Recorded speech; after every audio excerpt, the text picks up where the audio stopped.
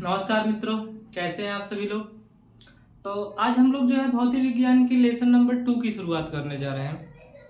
और जैसा कि आप लोगों को नया सिलेबस पता चल गया होगा कि कौन कौन से चैप्टर आपके हटाए गए हैं, कौन कौन सी हेडिंग हटाई गई है, तो उसको दृष्टिकोण में रखते हुए हम आपको जो है आगे के सिलेबस को प्रोवाइड कराएंगे।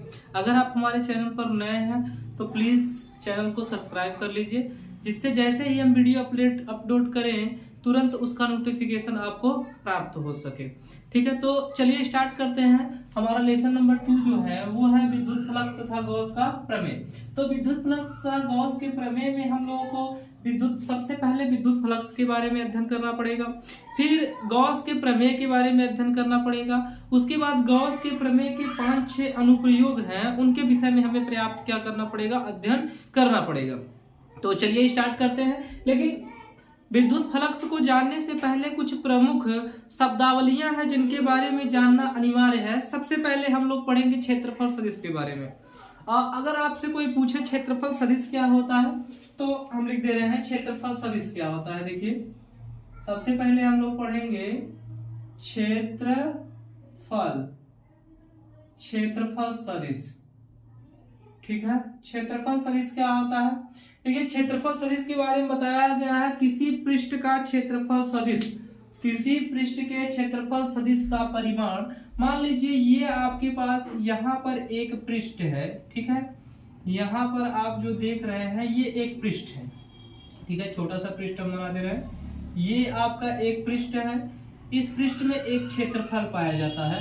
ठीक है, क्षेत्रफल होता है क्योंकि इसमें लंबाई और चौड़ाई है। तो किसी पृष्ठ का क्षेत्रफल सदिश, ये जो किसी पृष्ठ का क्षेत्रफल सदिश उस पृष्ठ के क्षेत्रफल के परिमाण के क्या होता है, बराबर होता है। मान ले रहे हैं यही एक पृष्ठ है, इस पृष्ठ का जो क्षेत्रफल सदिश है, इस पृष्ठ का क्षेत्रफल सदिश जो है इस पृष्ठ के परिमाण के क्षेत्रफल के अभिलंबवत दिशा के बराबर होता है, अर्थात क्षेत्रफल सदिश।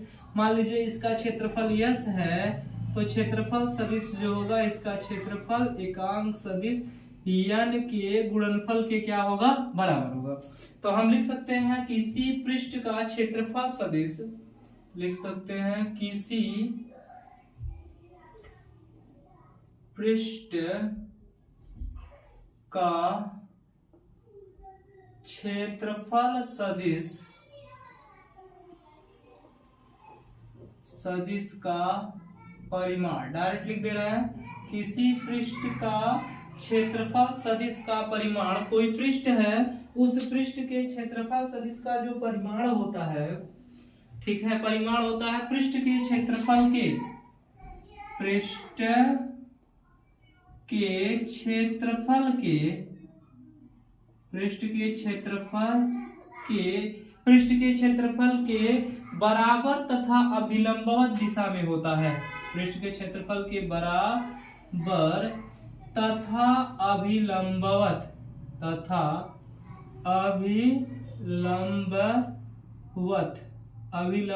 दिशा में होता है। ठीक है, इसके बराबर होता है और अभिलंबवत दिशा में होता है। क्षेत्रफल सदिश क्या होता है, किसी पृष्ठ का जो क्षेत्रफल सदिश है, कोई भी पृष्ठ हो, आपको किसी प्रकार का पृष्ठ दे दिया जाए तो किसी पृष्ठ का जो क्षेत्रफल सदिश होता है उस पृष्ठ के क्षेत्रफल के बराबर होता है तथा उस पृष्ठ के अभिलंबवत दिशा के भी बराबर होता है। ठीक है, दिशा में होता है, जो क्षेत्रफल होता है क्षेत्रफल सदिश उस पृष्ठ के अभिलंबवत दिशा में। तो मान लेते हैं क्षेत्रफल हमने माना है, इसका क्षेत्रफल यस है और इसका क्षेत्रफल सदिश जो होगा इस पृष्ठ के क्षेत्रफल और ये डिनोट कर रही है इसकी लंबवत दिशा के क्या होता है, बराबर होता है। ठीक है, इसके बाद दूसरा पॉइंट हम लोग पढ़ेंगे घन कोण क्या होता है। इसके बाद हम लोग को पढ़ना है घन कोण के बारे में। ठीक है, घन कोण क्या है। देखिए, वैसे तो आप लोग कोण के बारे में आप लोगों ने पढ़ा होगा, किसी वृत्त की परिधि, कोई एक वृत्त है, सपोज दैट मान लीजिए ये आपका क्या है, वृत्त है और इस वृत्त का ये केंद्र है। अब वृत्त की परिधि की किन्हीं दो बिंदु, ये वृत्त की परिधि है और परिधि के कोई दो बिंदु है। ठीक है, परिधि का क्षेत्रफल, परिधि है ये। अब परिधि पे मान लीजिए एक बिंदु ये है, दूसरा बिंदु ये है। इसको मिलाने वाली रेखा के बीच बना जो कोण है, जो भाग होता है, उसी को हम लोग क्या कहते हैं, कोण कहते हैं। अब कोण बराबर आपने पढ़ा है चाप बट्टे क्या होता है, त्रिज्या। क्या होता है, कोण बराबर चाप बट्टे क्या होता है, त्रिज्या। लेकिन ये कोण है, हमें कोण के बारे में अध्ययन नहीं करना है, बल्कि घन कोण के बारे में अध्ययन करना है। तो घन कोण क्या होता है, तो घन कोण वृत्त पर नहीं बल्कि गोले पर प्राप्त होता है। वृत्त जो होता है किसी समतल पर स्थित भिन्न भिन्न बिंदुओं या तमाम बिंदुओं का समुच्चय होता है, लेकिन गोला जो है समतल पर आप प्राप्त नहीं कर सकते हैं, ठीक है। तो हम कह सकते हैं गोले के किसी भाग, मान लीजिए गोला है, ठीक है, गोला है, और गोले के किसी भाग के बारे में हम बात कर रहे हैं। आप समझिए कि आपके पास फुटबॉल की कोई एक गेंद है, और उस गेंद पर यहाँ पर एक छोटा सा ऐसे आप क्या बना दे रहे हैं, वृत्त बना दे रहे हैं, ठीक है। गोले के ऊपर आप वृत्त बना रहे हैं। सपोज दैट समझिए ये आपका क्या है, गोला है, ठीक है, वृत्त नहीं है बल्कि क्या है, गोला है। इस गोले पर एक छोटा सा हम क्या बना दे रहे हैं, वृत्त बना दे रहे हैं, ठीक है। अब ये वृत्त बना रहे हैं, गोले का अपना एक केंद्र होता है।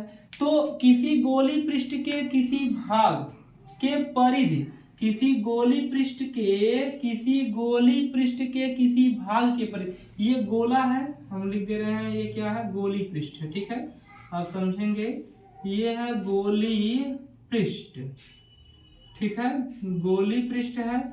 अब गोली पृष्ठ के ऊपर परिधि है, ये क्या है, परिधि है, ठीक है। गोले के ऊपर गोला, हमने वैसे आप फुटबॉल ले लीजिए, अब फुटबॉल के ऊपर आप छोटा सा ऐसे गोला बना दीजिए, ठीक है।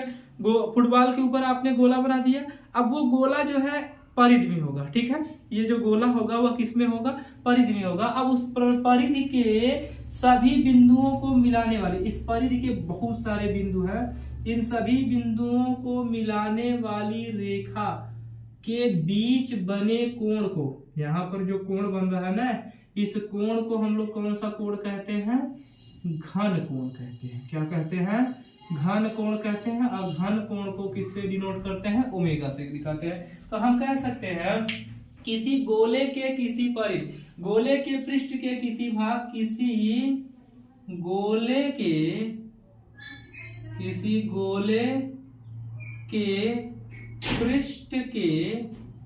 पृष्ठ के किसी भाग की परिधि के सभी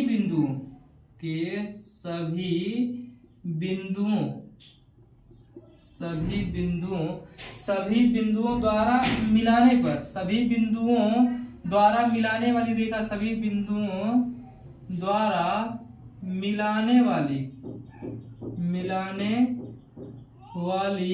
रेखा, सभी बिंदुओं द्वारा मिलाने वाली रेखा, सही बिंदुओं में मिलाने वाली रेखा के बीच बने कोण को, के बीच बने कोण को क्या कहते हैं, घन कोण कहते हैं, ठीक है। के बीच बने कोण को घन कोण कहते हैं, ठीक है। तो हम इसे क्या कहेंगे, घन कोण कहते हैं। और इसे जो है, इसे ओमेगा से प्रदर्शित करते हैं, ठीक है, ओमेगा से प्रदर्शित करते हैं। अब घन कोण के बारे में आपको जानना है कि घन कोण कितना होता है। तो आप सबसे पहले ये गोला बनाया आपने, ठीक है। गोले के ऊपर एक क्या बना दिया है, यहाँ पर एक वृत्त बनाया है, ठीक है। गोला था और इस गोले के ऊपर आपने एक क्या बनाया है, वृत्त बनाया है। अब वृत्त का क्षेत्रफल मान लेते हैं, छोटा सा वृत्त है, बहुत सारे वृत्त बनेंगे, तो छोटा सा वृत्त है, इसका क्षेत्रफल है क्या, यस। और इस वृत्त की त्रिज्या कितनी है, स्मॉल r है। ये इस गोले का केंद्र है, ठीक है। तो हम कह सकते हैं कि घन कोण जो होगा वह क्या होगा, क्षेत्रफल बटे त्रिज्या के वर्ग के बराबर होगा। तो हम लिख सकते हैं कि घन कोण बराबर जो होगा वह क्षेत्रफल को दिखाएंगे डेल्टा एस से, अब बटे आप त्रिज्या देख रहे हैं, त्रिज्या का वर्ग। अब देखो अगर छोटा सा क्षेत्रफल है तो घन कोण भी बहुत छोटा होगा, इसीलिए हम घन कोण को लिख रहे हैं डेल्टा ओमेगा बराबर डेल्टा एस बट्टे आर का स्क्वायर। डेल्टा एस बट्टे क्या हो गया, आर का स्क्वायर। देखिए जब आप वृत्त पर कोई छोटा सा बिंदु ले रहे हैं, इस गोले पर छोटा सा बिंदु ले रहे हैं तो कोण भी छोटा बनेगा। अब बड़ा बिंदु लेंगे तो बड़ा कोण बनेगा, असंपूर्ण गोले के लिए लेंगे तो बनने वाला कोण कुछ और होगा। अब यदि हम मान ले रहे हैं संपूर्ण गोले को ध्यान में रखा जाए, यदि संपूर्ण गोले को ध्यान में रखा जाए, ध्यान में क्या किया जाए, रखा जाए। अगर आप संपूर्ण गोले को ध्यान में रख रहे हैं तो इधर देख लीजिए, ठीक है, तो आपका जो क्षेत्रफल होगा डेल्टा एस जो है इस वृत्त के क्षेत्रफल के बराबर होगा। अब वृत्त का क्षेत्रफल हो जाएगा 4 पाई आर का स्क्वायर। तो उस स्थिति में हो जाएगा घन कोण आपका जो हो जाएगा, उस घन कोण को आप दिखाएंगे किससे, ओमेगा से। अब ये पूरा घन कोण हो गया ना संपूर्ण गोले के लिए, तो घन कोण हो गया ओमेगा, और ओमेगा बराबर जो है हो जाएगा आपका क्षेत्रफल कितना है 4 पाई आर का स्क्वायर बट्टे ये कितना हो जाएगा आर का स्क्वायर। आर के स्क्वायर से आर का स्क्वायर कैंसिल हो जाएगा, ओमेगा बराबर आपका कितना आ जाएगा 4 पाई। अर्थात अगर आपसे कोई पूछे कि एक घन कोण बराबर कितना होता है तो हम यहाँ पर लिख सकते हैं कि एक घन कोण बराबर कितना होता है 4 पाई होता है। ठीक है, तो इतनी बात आपको समझ में आई।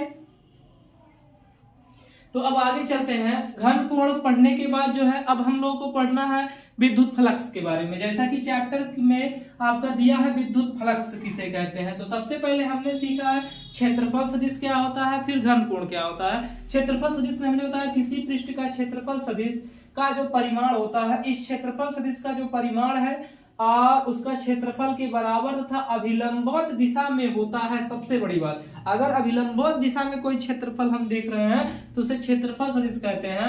और गोले के किसी पृष्ठ के परिधि के भाग से सभी बिंदुओं को मिलाने वाली रेखा का केंद्र पर बने कोण को क्या कहते हैं, घन कोण कहते हैं। अब इसके बाद हम लोग की नेक्स्ट हेडिंग है विद्युत फ्लक्स। इसके बारे में हम लोग अध्ययन करेंगे विद्युत फ्लक्स के बारे में। ठीक है, विद्युत फ्लक्स को दिखाते हैं फाई सफिक्स ई से दिखाते हैं। अब विद्युत फ्लक्स किसे कहते हैं, किसी विद्युत क्षेत्र में, मान लीजिए ये विद्युत क्षेत्र है आपका, एक समान विद्युत क्षेत्र है, एक समान विद्युत क्षेत्र में, और ये मान लेते हैं हमको ये क्षेत्रफल है, ये विद्युत क्षेत्र है और विद्युत क्षेत्र में एक क्षेत्रफल है डी ए या ए है। किसी विद्युत क्षेत्र में किसी क्षेत्रफल से गुजरने वाली विद्युत बल रेखाओं की संख्या को ही क्या कहते हैं, विद्युत फ्लक्स कहते हैं। मान लीजिए ये विद्युत क्षेत्र है और एक समान विद्युत क्षेत्र हमने मान लिया कितना है, ई है। ठीक है, एक समान विद्युत क्षेत्र ई है और एक समान विद्युत क्षेत्र में एक पृष्ठ हमने परिकल्पना कर लिया कि एक विद्युत क्षेत्र था और उस विद्युत क्षेत्र में एक छोटा सा क्या है, क्षेत्रफल है। वह क्षेत्रफल कितना है, ए। सपोज दैट आप परिकल्पना कीजिए कि यहाँ पर इतनी दूरी में चारों ओर एक समान विद्युत क्षेत्र जनरेट हो गया है। ठीक है, अब एक समान विद्युत क्षेत्र इतना दूर उत्पन्न हो गया है। अब इस एक समान विद्युत क्षेत्र जहां उत्पन्न हुआ है वहां पर आप कुछ क्षेत्रफल बना लीजिए कि इतना दूर विद्युत क्षेत्र उत्पन्न हुआ था, हम यहाँ पर थोड़ा सा क्या कर रहे हैं, क्षेत्रफल ले रहे हैं। तो इस क्षेत्रफल से जितनी विद्युत बल रेखाएं गुजर रही हैं उन्हीं को ही हम लोग क्या कहते हैं, विद्युत फ्लक्स कहते हैं। तो हम कह सकते हैं किसी विद्युत क्षेत्र में हम कह सकते हैं किसी विद्युत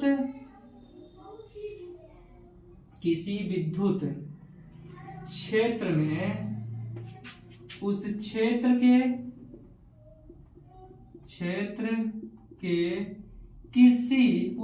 के किसी पृष्ठ के क्षेत्रफल, उस पृष्ठ के क्षेत्रफल से गुजरने वाली, उस पृष्ठ के क्षेत्रफल से गुजरने वाली विद्युत बल रेखाओं, विद्युत बल रेखाओं की संख्या को ही, विद्युत बल रेखाओं की संख्या को ही क्या कहते हैं, विद्युत फ्लक्स कहते हैं। हम ध्यान में रखेंगे क्या कहते हैं, विद्युत फ्लक्स कहते हैं। विद्युत फ्लक्स को आप दिखाते हैं फाई सफिक्स ई, है ना, विद्युत फ्लक्स कहते हैं, विद्युत फ्लक्स कहते हैं। और इसे जो है फाई सफिक्स ई से प्रदर्शित करते हैं। विद्युत फ्लक्स को किससे दिखाते हैं? फाई सफिक्स ई से प्रदर्शित करते हैं। अब देखिए विद्युत फ्लक्स बराबर जो है हम यहाँ पर लिख रहे हैं कि विद्युत फ्लक्स को दिखाते हैं हम लोग फाई सफिक्स ई से। तो विद्युत फ्लक्स फाई सफिक्स ई बराबर विद्युत क्षेत्र की तीव्रता ई इंटू, मान लीजिए छोटा सा क्षेत्रफल ले रहे हैं तो क्या, या पूरा क्षेत्रफल ले रहे हैं तो ए, क्या हो गया ई इंटू ए। और आपने पढ़ा है कि जब डाट गुणन हटता है तो हमें आपको क्या प्राप्त होता है? cos थीटा प्राप्त होता है। तो ये आपने लिख दिया विद्युत फ्लक्स का फार्मूला। अब यदि विद्युत बल रेखाएं थीटा कोण बना रही हो, यदि हम लिख दे रहे हैं कि विद्युत बल रेखाएं, यदि विद्युत बल रेखाएं क्षेत्रफल से कितना थीटा कोण बना रही हो, यदि क्षेत्रफल से थीटा कोण बना रही हो, तब फाई सफिक्स ई बराबर आपका हो जाएगा ई इंटू ए, ये कितना हो जाएगा? cos theta. अगर ये थीटा कोण बना रही हो तो फाई सफिक्स ई बराबर ई इंटू ए cos थीटा हो गया। अब यहाँ पर देख लेते हैं कुछ विशेष इसके बारे में, ठीक है, इसके बारे में कुछ सामान्य जानकारी देख लेते हैं। सबसे पहले राशि हम लोग पढ़ लेते हैं कि ये राशि कौन सी होती है। तो सबसे पहले ध्यान देने वाली बात ये है कि ये कौन सी राशि होती है? अदिश राशि होती है। अब कैसे? दो सदिशों का अदिश गुणन जो होता है, डाट गुणन जो होता है, सदैव कौन सी राशि प्राप्त होती है? अदिश राशि। और यूनिट की बात कर लेते हैं हम, इसका मात्रक क्या होता है? तो मात्रक में देखिए वोल्ट प्रति मीटर या न्यूटन प्रति, आप पढ़े हैं विद्युत क्षेत्र की तीव्रता। आपको बता दें हम कि आपने विद्युत क्षेत्र की तीव्रता E बराबर पढ़ा है, यह बट्टे क्या पढ़ा है? Q, यानी न्यूटन प्रति क्या होता है? कूलम। तो विद्युत क्षेत्र की तीव्रता का मात्रक हो गया न्यूटन प्रति, ये हो गया कूलम, क्या हो गया? न्यूटन प्रति कूलम गुणे ए क्षेत्रफल है, क्षेत्रफल का मात्रक क्या होता है? Meter square.